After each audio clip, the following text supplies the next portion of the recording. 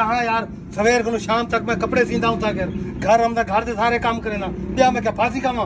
तो ब्याह क्या करे मेरा पैशुदा। अच्छा बीबी, तुम हमारे को एक बात बताओ कि तुम्हारे पै ने तुमको कुछ बोला है आज तक?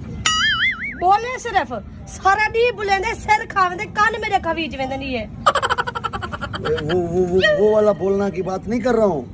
जो तुम्हारी मियाँ बीवी की बीच में कुछ कुछ होता है ना, तो वहाँ से बच्चा आता है, उस लेवल में कुछ बोला है इसने? कुछ भी क्या नहीं बोलिया। जलकल बैठे हो चुप करते पर मुंह फेरते संपन दे। अच्छा अच्छा अच्छा, अभी खान को पता लग गया। तुम बीबी बिल्कुल ठीक है, तुम्हारे शौहर के अंदर फनी खराबी है। बताओ खान क्या कर सकता है? क्या फनी खराबी है? अच्छा तुम मुझे एक बात बताओ, हाँ, तुम रात सोता किधर है? मैं छत पे।